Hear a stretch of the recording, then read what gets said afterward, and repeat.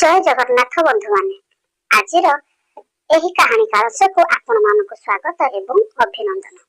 आज आमे जे कहानी विषय रे जानिबा से कहानीटर नाम हैला दुष्ट साप ओ कुआ। एबे सुनंतु। जंगल भितरे झंकारिया बरगछटिए थिला। बरगछ कोरडरे दुईटी काऊ बसा करे रहुथिले। थरे से माने अंडा देले। अंडा फुटी छुआ बाहरिला। काऊ दुईटी बहुत खुशी हेले। दिने काऊ दुईटी छुआ मानको गछ कोरडरे छाड़ी देई आहार खोजिबाकू गले। फेरी आसी देखिले गछ कोरडरे छुआ नाहांती। सेमाने चारिआडे खोजिले। बरगछ तळ हुंका पाखरे छुआ मानकर पर देखिले। सेमाने भाबिले दुष्ट साप तांको छुआ मानको खाई जाईछि।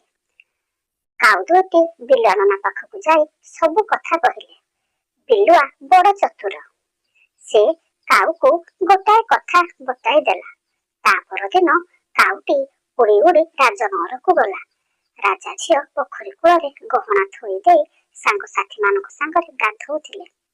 काउटी आस्ते आस्ते जाई राजा झियोर सुनाहारटीकू थंटरे नेई आसिला। राजा घर लोक माने दौड़ी आसिले। ठेंगा बाड़ी खंडा धरी काउको मारिबाकू गोड़ाइले। बिलुआ ननार कथा मानी काउटी हारटीकू थंटरे धरी धीरे धीरे उड़ी आसिला। हारटीकू नेई सापर हुंकारे पकाई देला। काऊ पछे पछे राजा को लोक माने आसुथिले। सेमाने हुंकाकू भांगी देले। दुष्ट सापटी फणाकू टेकी बाहरी आसिला।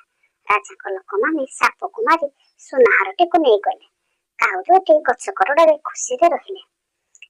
धन्यवाद।